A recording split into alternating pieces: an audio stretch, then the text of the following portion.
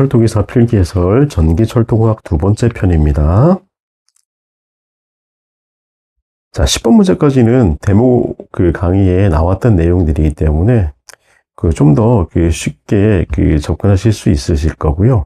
이게 제가 대본 없이 그냥 실제적으로 판서 강의처럼 하다 보니까 내용이 조금 다를 거예요. 그래서 어떻게 보면 더 비교해서 틀린 내용은 아니지만 비교해서 보시면 더 흥미가 이렇게 보기가 이해하기가 좀 더 나으실 것 같아요.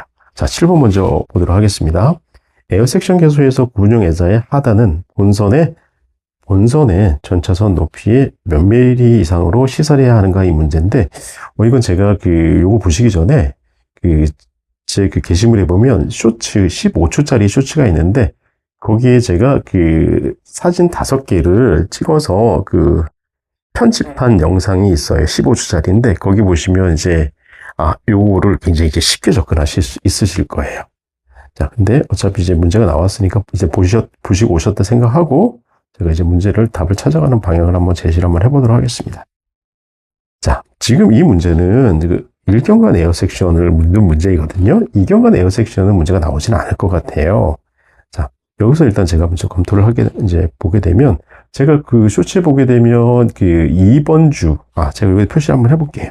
지금 여기 같은 경우에 저희가 1번, 그 다음에 2번 전주, 여기가 3번 전주, 여기가 4번 전주거든요. 자, 이 구분형 애자는 어디 있냐면요. 여기에 있어요. 여기에. 요 위치에 2번에, 그 다음에 3번에, 어디서? 일경관에서는. 이 경관은 제가 다시 설명을 드릴 거니까요. 그럼 이거에 있는 이 높이가 얼마나 되냐면, 요 높이는요, 200이에요. 200이라고 써있죠. 그럼 답은 2번이 되겠죠. 그렇죠? 자, 그럼 이 경관은 어떻게 되는지 한번 보도록 하겠습니다. 자, 이 경관 같은 경우에 지금 제가 요거는 요 그림 맞춘 거, 요거 있지, 제가 정면들은 그리지 못했는데요. 요거 제가 직접 그린 거예요. 그리다 보니까 시간이 없어서 정면은 못 그리고 이제 위에서 보는 평면도 막 그렸는데요. 요거 같은 경우에는 이제 여기는 50m 일경관이잖아요. 여기는 마찬가지로 40m 이상 이경관이에요. 하나, 둘 해서 이경관 평행교수가 되거든요. 여기 같은 경우에는 애자의 높이가 얼마냐면 여기 애자가 있죠. 여기 요 애자가 있는데, 제가 거기다 어떻게 써놨냐면 200에서 350 써놨는데 이 경관에서 350 이상이 되어야 되는 거예요. 자, 그래서 여기는 지금 이 경관을 물어본 게 아니기 때문에, 자, 전기철도 기사 필기시험에는 1경관 문제가 주로 나와요. 그렇기 때문에 여기에 답은 7번의 답은 체크는 했었지만, 자, 200이 되겠습니다. 200이. 자, 8번 문제로 넘어가도록 하겠습니다. 자, 고속철도 구간 에어 조인트의 평행 부분에서, 여기 제가 잘못 갖고 오는데, 평행 부분에서 어떻게 되냐면 평행뿐이 아니라 평행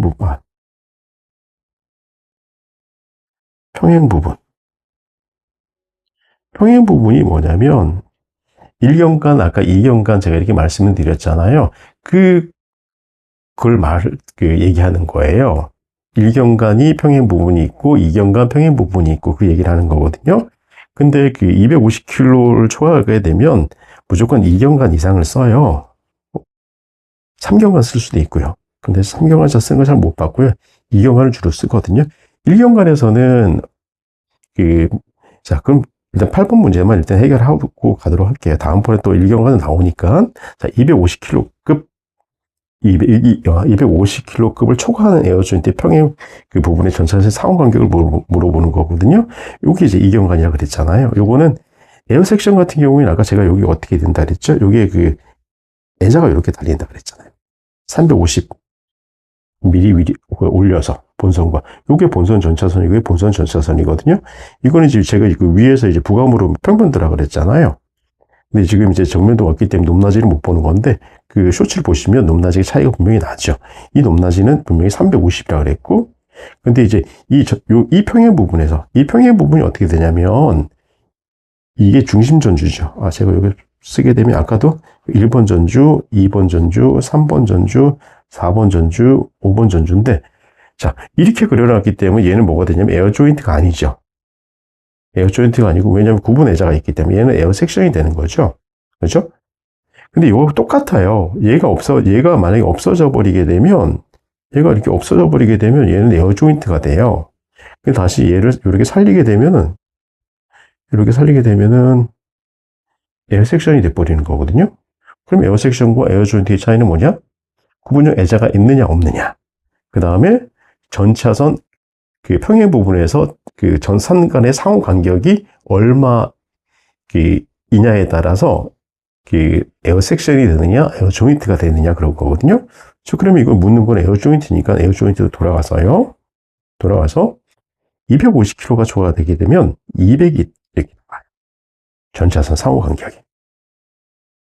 그 에어 섹션 제가 그 쇼츠에 나와 있는 에어 섹션에서는 그 간격이 제가 그 댓글에 달아놨는데 거기 300이라 그랬죠. 에어 섹션의 간격은 300이에요. 근데 여기 같은 경우에는 에어 조인트 같은 경우에는 250kg를 초과하게 되면 200이 되는 겁니다. 그래서 8번의 답은 200이 체크하시면 되고, 3번 체크하시면 됩니다. 자, 그러면 9번으로 넘어가도록 하겠습니다. 자, 경관이 60이고, 표준 장력이 1000, 합성 전차선의 단위 중량이 1.79, 그 다음에 행거의 최소 길이가 0.15일 때 전차선의 가고는 약 얼마인가 물어보는 건데, 자, 이 문제에서는 저희가 제일 먼저 알아야 될 게, 가고가 뭔 줄 아셔야 돼요. 이렇게. 가고가 뭐니? 가고를 제가 한번 그려볼게요. 그림을 요거 심플 컨테이너로 한번 그려보도록 하겠습니다. 자, 이렇게 심플 컨테이너 이렇게 그릴 수 있죠. 조가선이죠. 첫 번째 그린 거는 이건 제가 전차선. 이건 메신저라고 그러거든요. 메신저 와이어. 그 다음에 트롤리 와이어. 그 다음에 요렇게 드로퍼가 될 수도 있고 행거가 될 수도 있어요. 근데 여기는 지금 행거라고 얘기가 나왔기 때문에 행거라고 얘기를 하도록 할게요. 자, 이렇게. 이때 여기는 요 부분이 지지점이 되잖아요. 여기 지지점이 되죠. 지지점이 되죠. 여기에 가동 브래킷 아니면 뭐 비마 스펜선에 이렇게 지지점이 되는 위치인데 여기 뭐가 걸리냐면 조가선이 걸려요. 조가선이 딱 위치를 이것도 무조건 조가선이긴 하지만요. 이 지지점에서 조가선이 걸려가지고 자연스럽게 이 포물선을 이렇게 그리게 되죠. 이게 이제 커티너리 곡선이라 그러잖아요. 이 지지점에서 전차선까지 수직한 거리. 요거를 저희는 가고라 그래요. 뭐라 그러는데? 가고라 그런다 그랬죠. 가고는 어떻게 구성되냐면요. 가고 뒤로 넘어가서 다시 한번 보도록 하겠습니다.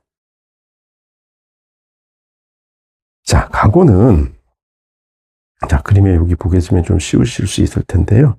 자, 가고는 어떻게 결정이 되냐면, 요렇게, 자, 이 부분을 저희가 뭐라 그러냐면, 자, 2도라 그러죠. 이 부분은 2도. D. 그죠? D는 어떻게 구하냐면, 8T분의 WS 제곱을 구할 수 있고, 이 부분은 뭐죠? 이 부분은 가장 낮은 부분에 있는 거, 행거의 최소 길이라고 그래요. 그 행거의 최소 길이가 여기 벌써 딱 정해져 있어요. 얼마라고? 이렇게 0.15m. 그렇죠? 그러면 다른 말로는 150mm라고 이렇게 딱 계산이 돼 있어요. 자, 그 다음에 요것만 구하면 되는 거잖아요. 그러면 가고는 그럼 말씀드린 것은 요 부분이 가고예요. 여기 가고라고 돼 있잖아요. 가고는 전차선의 조가선의 2도와 행거의 최소 길이만 더해버리면 이게 가고가 된다는 거죠. 돌아가서요. 자, 그럼 뭐라 그랬냐면 가고는 조가선 2도 그 다음에 행거의 최소 길이. 자, 요거는 D는 8T분의 WS 제곱이라고 제가 말씀을 드렸고요. 그 다음에 H라고 그랬죠. 자, 8 곱하기 뭐냐면 요거는 조가선의 장력을 구하시면 돼요. 넣으시면 돼요. 왜냐하면 조가선의 장력을 가하더라도 이거는 실제로 팽팽하게 당기는 게 아니기 때문에 무조건 이 포물선, 지금 실제 커티너리 곡선을 이루기 되기 때문에 주어진 표준 장력 1000을 넣으시면 되세요. 그 다음에 위에는 질량 1.79. 그 다음에 경관이 얼마나 그랬죠? 60. 자, 여기 얼마가 나오죠? 여기 얼마가 나오냐면, 잠깐만요. 제가 핸드폰으로 계산 잠깐 해보도록 하겠습니다.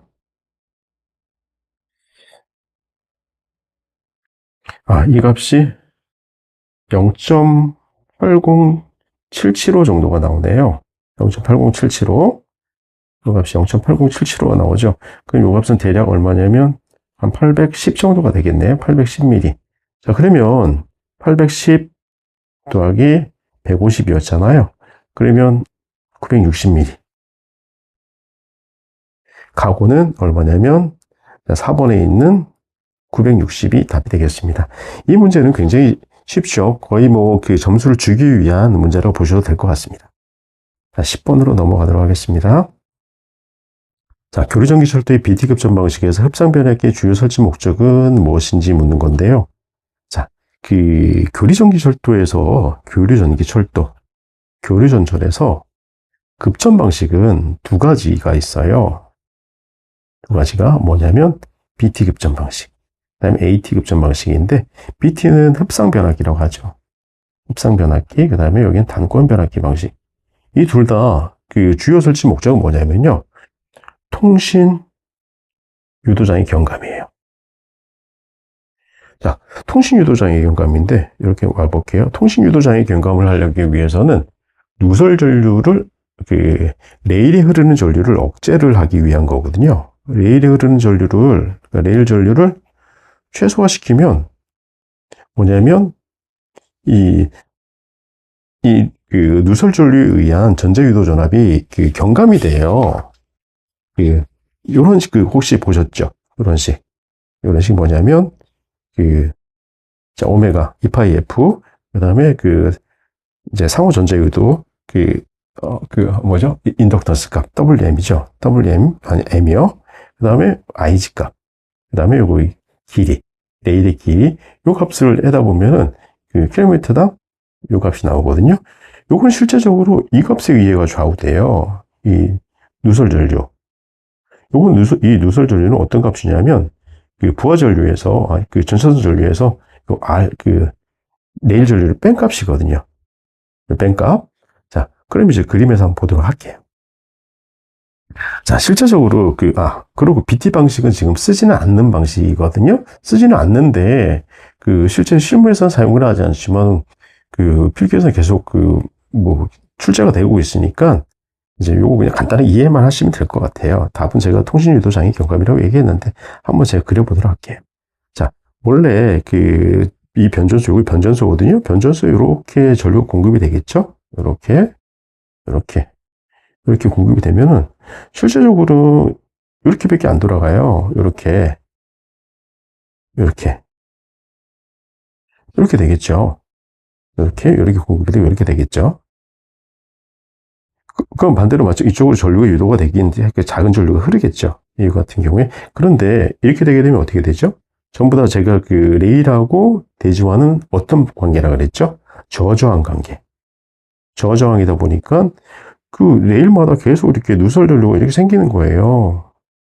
누설 전류가 생기면 아까 어떻게 된다 그랬죠? 이 누설 전류에 의해 가지고 유도 전압이 생긴다 그랬잖아요. 그 유도 전압이 통신 유도 장애의 주범이거든요. 그러면 이 누설 전류를 없애줘야 되잖아요. 이 누설 전류를. 그래서 이 흡상 변압기를 단 거예요. 이 그림 자체가 다시 보도록 할게요. 이 흡상 변압기를 달게 되면은요, 어떻게 되냐면, 전류 흐름 방향이 이렇게 똑같아요. 제가 아까 극단적으로 그리다 보니까 위에를 표시를 안 했는데, 제가 이제 기회가 되면 다시 그림 다시 보내드리도록 할게요. 자, 이렇게 그러죠? 이렇게. 일로 안 가요. 일로 안 가고, 이쪽으로 이렇게 흡상이 돼가지고, 이쪽으로 이렇게 간다는 거죠. 그러면 어떻게 되냐면, 이쪽으로 레일에 흐르는 전류가 없잖아요. 그러다 보니까 뭐가 없죠? 누설 전류 자체가 줄잖아요. 누설 전류 자체가. 이쪽으로 가는 자체 전류가 없다는 거죠. 요만큼 흐를 수 있어요. 하지만 최소화 됐죠. 그러다 보니까 제가 아까 처음에 여기서 나타낸 요 관계식에서 요 값 자체가 작다 보니까 통신 유도장애 이 전압도 작게 되죠. 그러면 결국은 통신 유도장애 경감이 된다는 거죠. 자, 요 정도까지 아시면 돼요. 흡상 변압기도 마찬가지고요. 지금 흡상 변압기는 제가 사용하지 않는 거라 그랬잖아요. 지금 일반선이나 고속선 같은 게 전부 다 단권 변압기 방식을 쓰고 있어요. IPS, BT나 AT나 주요 설치 목적은 통신 유도 장애 경감이에요. 자, 11번으로 넘어가도록 하겠습니다. 자, 11번은 직류 전기철도에 대한 얘기인데요. 요거 내용이 좀 어렵습니다. 실제적으로. 금속체가 레일에 대해 높은 전위에 있는 경우에만 이렇게 높은 전위에 있는 경우에만 전류를 유출시키는 방식이고 전식 방지에 널리 사용하는 방식을 묻는 거거든요. 그럼 널리 사용하는 방식을 묻는다는 거는 지금 사용하는 방식이 뭐냐고 묻는 거죠. 그러면 나머지는 사용을 하지 않는 거거든요. 자, 직류, 자, IG라, 보기 싫어서 이 가독성이 빨간색이 떨어진다고 그러는 제가 자꾸 실수하는 것 같아요. 자, 누설 전류, 얘 때문에요. G라고도 하고, IL이라고도 하고, I0라고도 하거든요. 이것 때문에, 요것 때문에 뭐가 생기냐면, 교류에서는 아까 제가 뭐가 생긴다고 그랬죠? 통신 유도 장애. 그 다음에 직류에서는 전식이요. 전식이 뭐냐면, 전기 부식이잖아요. 부식을 시키는 거예요. 어떤 애를 부식시키냐면, 지중 매설된 금속체. 많잖아요. 수도관도 있고, 가스관도 있고, 이런 것들. 중요한 것들을 이렇게, 전기 부식을 시켜버리는 거예요. 전기 부식 시키다 보니까 부식된 곳은, 피막이 얇아져가지고, 빵꾸가 생겨버리잖아요. 자, 요렇게 생기는 거예요. 그러면, 전식에 대한 대책을 세워야 될 거잖아요. 이 전식에 대한 방지 대책이 우리가 기본적으로 3가지가 있거든요. 전식, 대책. 뭐가 있냐면, 직접 배류, 직접 흘려버린다는 거. 직접 배류. 그 다음에 뭐가 있냐면, 선택 배류. 선택해서 흘려버린다는 거죠.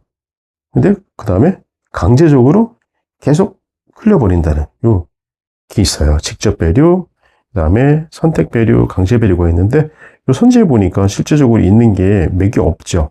직류라는 것 자체도 직류 배류라는 건 없고, 그 다음에 간접 배류라는 것도 없고, 그럼 답은 2번 아니면 3번이 되겠죠.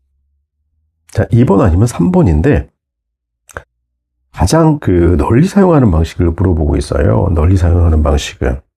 그런데 실제적인 사용하는 방식은 이 선택 배류밖에 없어요. 직접 배류는 쓰지 않아요. 역류 문제 때문에. 그 다음에 강제 배류 같은 경우에는 궤도 회로에 지장을 줄 수 있어서 또 이것도 사용하지를 않아요. 자, 그러면 직접 배류, 선택 배류, 강제 배류가 뭔지, 자, 잠깐 그림을 보면서 설명을 드리도록 할게요. 이쪽으로 이게 그림이 잘 안 보이실 텐데, 제가 이 파워포인트를 그리면서 색깔 선택을 잘못하는 바람에 이게 변경이 안 돼가지고 제가 이렇게 갖고 왔는데요. 이해해 주시기 바랍니다. 이렇게 누설 전류가 흘러서 배관금속체를 타고 들어온 거잖아요. 이 점에서 배관금속체 한 점과 레일 한 점을 이렇게 다이렉트로 연결해 버린 거예요. 그래서 이 다이렉트 흐르는 도선을 통해서 이렇게 도선을 흘러가게 하다 보니까 이 부분이 유출되는 점이 전기 부식이 되잖아요. 근데 유출은 되지만 여기가 도선으로 연결되어 있는 그런 형태다 보니까 여기가 전기 부식이 일어나지 않는 거예요. 그래서 요거를 바로 다이렉트로 연결되어 있다고 해가지고 우리가 뭐라고 하냐면 직접 배류라고 그래요. 요걸 직접 배류 방식이요. 그래서 제가 요거는 왜 안 쓴다고 그랬냐면, 지금 이거 같은 경우에는, 자, 모든 거는 여기 있는 것처럼, 금속체가 레일 전위에 대해서 높을 경우에 따라 흐르게 되거든요. 근데 이거는 그럴 수도 있어요. 어떤 레일 전위가 지중금속 매설체보다 전위가 높을 때가 있어요. 그러면 이렇게 흐를 수 있다는 소리잖아요. 이렇게 흐르게 되면 안 된다는, 그러면 레일이 전기 부식이 된다는 거거든요. 그래서 이거 쓰질 않아요. 자, 그럼 두 번째요. 두 번째 같은 경우에는 가장 많이 쓰는 뭐라 그랬죠? 요거 선택 배류라고 그랬어요. 지금 널리 쓰인다. 이게 답이에요. 요게 널리 쓰이는 방식. 이거 같은 게 언제 쓰이냐면 똑같이 그 지중 매설체 금속체의 전이가 레일 전이보다 높을 때만 이렇게 마찬가지로 여기하고 여기가 여기 도선을 이렇게 연결해 놨는데 그 도선의 사이에 여기 다이오드를 연결해 놨어요. 다이오드를 연결해서 자, 지중 매설체 금속체의 전이가 얘 레일의 전이보다 높을 때만 이렇게 흘러가게 해요. 높을 때만. 그리고 역류는 절대 안 되죠. 왜? 다이오드가 막고 있으니까. 그죠? 자, 그래서 얘만 쓰게 돼요. 선택 배류만. 답은 선택 배류예요. 근데 하나 더 있었잖아요. 어떤 거? 강제 배류. 말씀을 드리도록 할게요. 자, 강제 배류 같은 경우에는 계속 그냥 고민하지 않고 계속 전류를 흘려주는 거예요. 이렇게 흘려주고 또 마찬가지로 자, 이렇게도 갈 수 있겠죠? 자, 이렇게. 고민하지 않고 강제적으로 그 작은 전류, 큰 전류 관계없이 매설 금속체의 전류가 전위가 높기만 하면 얘로 계속 흘려주는 거죠.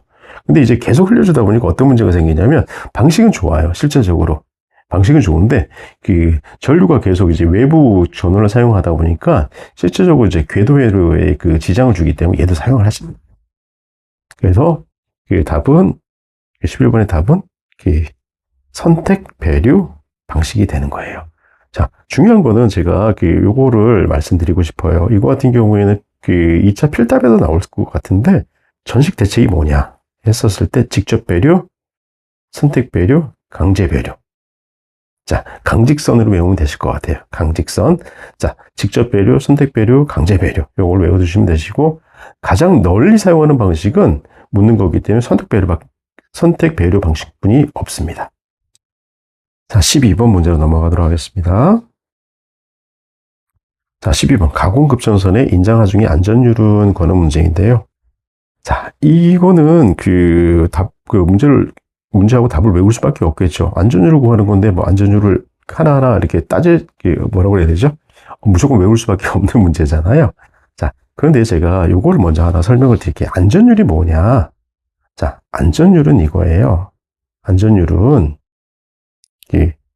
기본적으로, 요거보다 이렇게 쓰는 게 맞아요. 안전율은, 자, 허용 응력분의, 자, 인장 강도.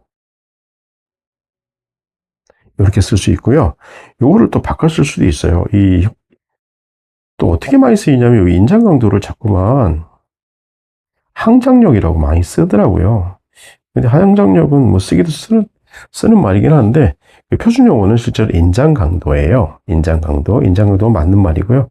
그래도 지금 우리 전기철도 기사 필기 문제 이렇게 제가 이렇게 살펴보니까 단어에 대한 선택이 왔다 갔다 하더라고요. 하나를 표준을 쓰지를 않고 왔다 갔다 해서 예를 들면 처짐이나 이도 같은 경우에 불분명하게 좀 쓰고 있어서 제가 지난번에도 이제 정확하게 처짐과 이도는 다르다라고 말씀을 드렸는데 인장 강도와 항장력도 같은 단어이긴 하지만 실제로 표준은 인장 강도가 맞는 것 같습니다. 자, 이렇게 볼게요. 그러면 지금 여기 보게 되면 제가 이렇게 설명을 드렸는데, 요거 같은 경우는 이렇게, 또 다른 말로 하나 드리게 되면, 자, 극한 강도라고 또 있어요. 그럼 허용력,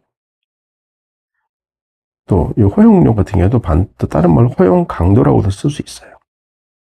자, 근데 인장 강도하고 항정력은 같은 말이라고 했는데, 인장 강도, 극한 강도도 같아요. 근데 소재에 따라서 인장 강도를 쓸 때가 있고, 극한 강도를 쓸 때가 있는데 나와도 똑같은 요런 식을 쓰시면 된다고 생각하시면 돼요. 안전율은 허용 응력분의 인장 강도 또는 허용 응력분의 극한 강도 또는 허용 강도분의 극한 강도라고 생각하셔도 되세요.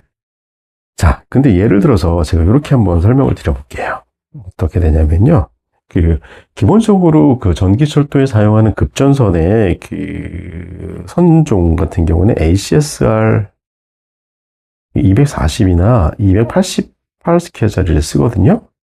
얘네 이제 가선 장력이에요. 이제 가선 장력인데 얘는 이제 인위적인 장력을 좀 두긴 하는데 어떤 정도로 두냐면 900kg 0.9톤 정도를 두거든요. 0.9톤을 두게 되는데 이 0.9톤을 되겠는데 이 0.9톤의 딱 맞는 값을 쓰게 되면은 실제적으로 그 만약에 뭐 풍압이나 이렇게 그다음에 그 이제 여름철 아니면 그 여름철도 그렇고 겨울철에 이렇게 전선이 그 전선은 실제 신축을 하게 되잖아요. 그러면 이걸 견디지 못하고 전선이 그 파단에 의해 가지고 그 단성이 될 수가 있어요. 그래서 내가 ACSR 240인데 288을 썼을 때 여기에 가선 정력은 900km 정도밖에 사용하지 못하는데 이렇게 고민하게 되는 경우가 있어요. 이거를 그냥 바로 써도 되나? 이렇게 고민하게 된다는 거죠. 이때 이 값을 바로 쓰지를 못하고요. 어느 정도를 이제 쓰게 되냐면, 이 900kg에다가, 이 답은 그 2.2거든요? 2.2, 값에다 2.2를 그 곱한 값. 이걸 대충 그 계산해 보면은 한 2000 정도가 나오는 것 같아요. 2000 정도? 이쪽으로. 이 값을 쓰는 거예요.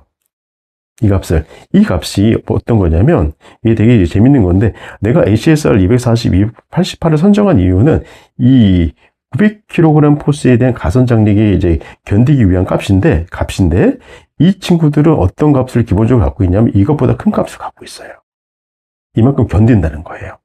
그러니까, 그 240에 288을 그 선 설치를 하게 되면은, 기본적으로 900을 그 가선 장력을 두더라도 2000kg까지, 2000kg 포스의 힘이 가해지더라도 그때까지 안전하다는 거죠.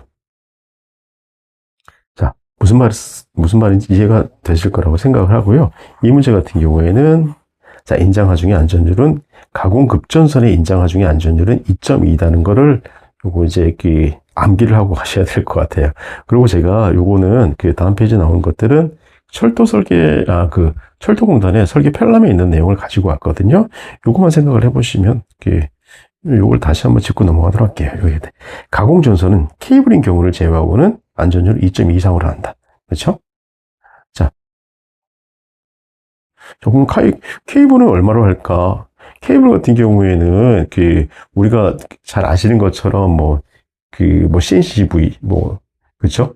CNCVW, CNCO 이런 것들이 있잖아요. 그런 종류가 CV 이런 것들 케이블이잖아요.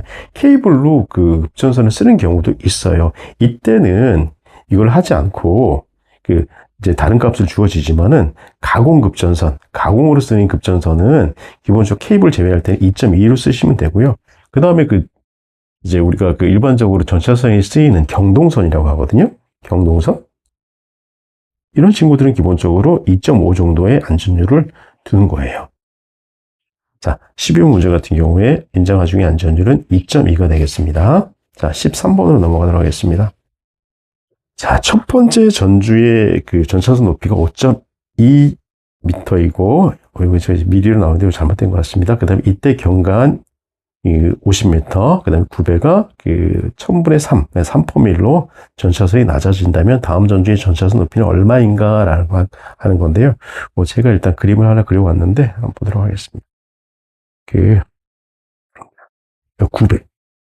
9배는 금방 여기 표시가 돼 있었죠. 어디 있었냐면, 9배가 얼마냐고 그랬었냐면, 자, 3포밀. 이렇게 표시를 해요. 3포밀. 그 다음에 이렇게. 이거 제가 설명을 드렸는지 모르겠지만 1포밀이라는 얘기는 뭐냐면, 그다음 3포밀이라는 얘기면 1포밀이라는 거는 1km 거리에서 1m의 높이 변화가 있다는 거고요. 그럼 3포밀이라는 거는 1km에서 3m의 높이 변화가 있다는 거거든요. 자, 그럼 이제 9배에 대한 이제 정의를 안고 가시면 이 문제는 좀 풀기가 쉽죠. 자, 이 문제를 어떻게 푸시면 되냐면요.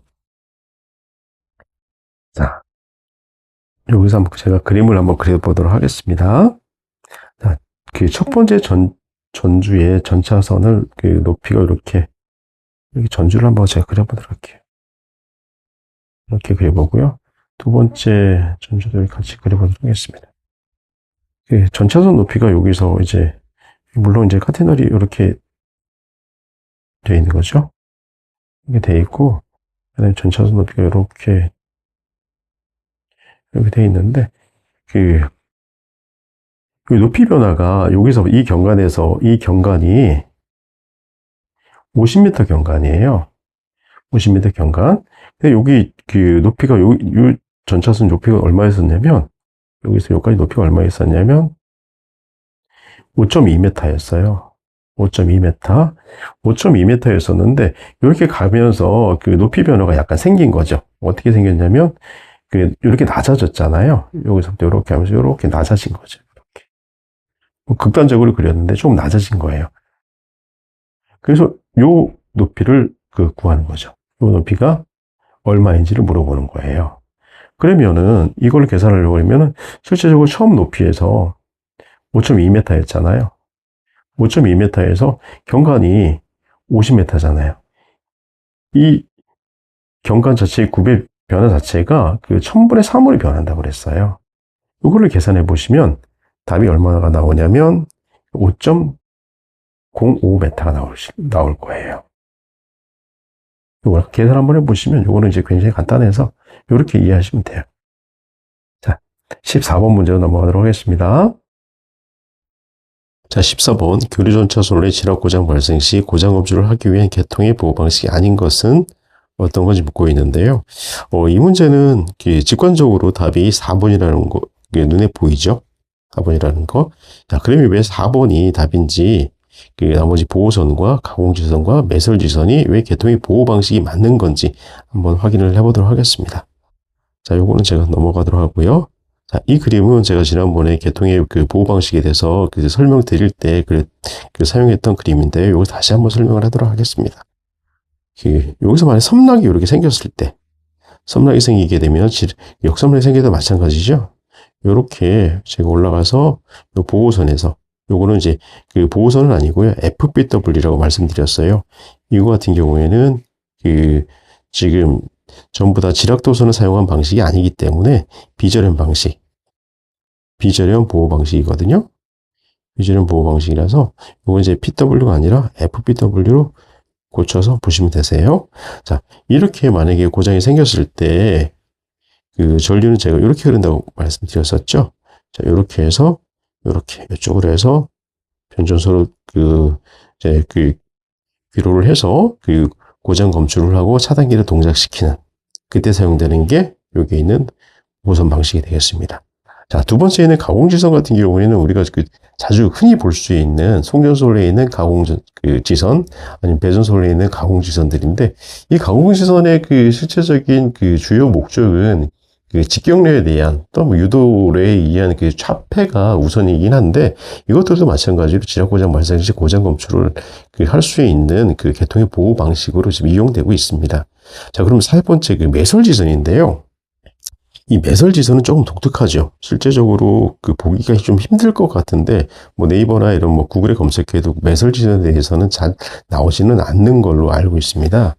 이 매설지선은 뭐냐면은요. 어떻게 되냐면 이제 선로를 상선 하선을 이제 여기다 이제 만약에 여기가 하선 레일이고 여기가 상선 레일을 이렇게 궤도를 깔게 돼서 열차를 운행을 하게 되잖아요. 그런데 그 옆에 상선 옆에 이렇게 매설지선이라고 이렇게 설치를 해요. 깊이는 어느 정도냐면 지하 750mm 이상의 깊이에다가 나동선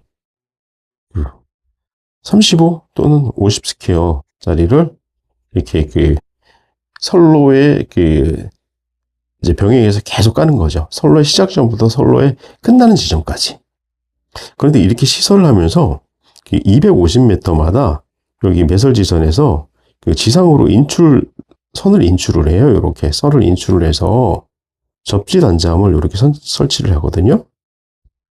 몇 미터냐면 요 거리가 250m마다 250m마다 매설지선에서 용접을 해서 선을 인출한 다음에 접지 단자함을 설치를 해가지고 선로변에 있는 모든 금속 물체나 그 다음에 접시를 필요로 하는 제어함에 있는 기구함에 있는 모든 접지선들, 신호기주도 마찬가지고요.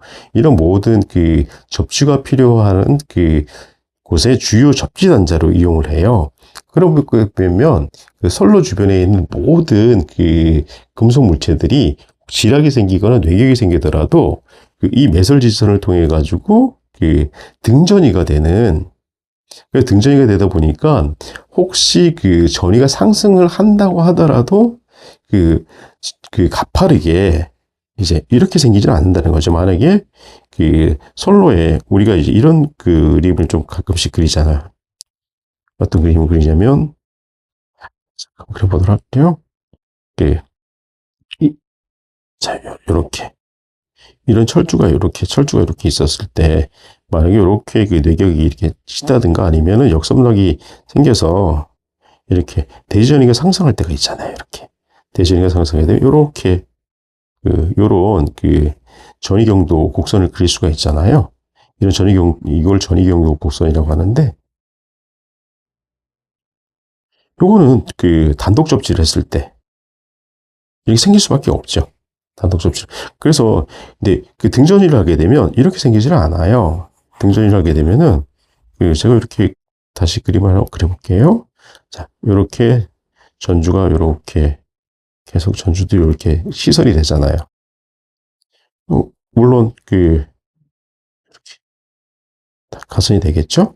근데 만약에 여기 뇌격이 친다든가, 아니면 여기는 이제 뇌격이 친다 아니면은 뭐 지략이 발생돼서 역선막 이렇게 생겼다든가 할 때, 이 전부 다 등전이기 때문에 이 전이의 상승폭 자체가 혹시 여기 바로 이쪽에 다이렉트로 이렇게 친다고 하더라도, 이렇게 다이렉트로 이렇게 지략이 생겼다고 하더라도 이 전이 상승 곡선 자체가 크지를 않다는 거죠. 아까처럼 뭐 이렇게 생기지 않고 이렇게 생기지 않고요. 어떻게 생기냐면 아주 작은 폭만 생긴다는 거예요. 작은 폭만. 불편하지 않을 정도로. 여기 당연히 여기는 거의 없다고 봐도 되겠죠? 그러면 전이경도 곡선이 이렇게 안 생긴다는 거죠. 전이차가. 그럼 이렇게 생기는 거에 의해 가지고는 절연도, 기기절연도 문제가 없고요. 기기절연도 문제가 없고, 그 다음에 작업자의 감전도 문제가 없는 거죠. 이렇게 사용하는 게 제가 여기 앞에서 이제 그림을 보여드렸던 매설지선에 의한 방식이에요. 자, 그러면 이 피레선이 뭐냐? 요거는 저도 이 피레선이라는 말 자체는 정확하게 정의를 못 하겠는데 아마 그게 피레기 2차 측 도선이지 않을까 싶은데요. 피레기는 지력 고장 발생 시 고장 검출을 하기 위한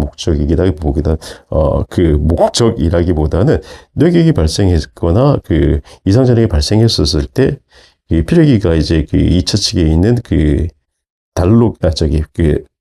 달록이죠. 디스코넥터가 분리가 되면서 2차 리드선을 계통에서부터 분리를 시켜버리는 거잖아요. 그걸 얘기를 하는 것 같아요. 자, 그럼 14번의 답은 피레선이 되겠죠. 실제적으로 그럼 고장 검출을 하기 위한 계통의 보호 방식은 보호선 방식도 되고, 가공지선 방식도 되고, 매설지선 방식도 되고. 자, 14번의 답은 4번이 되고요. 나머지 15번부터는 전기철도공학 세 번째 편에서 다시 설명을 하도록 하겠습니다. 감사합니다.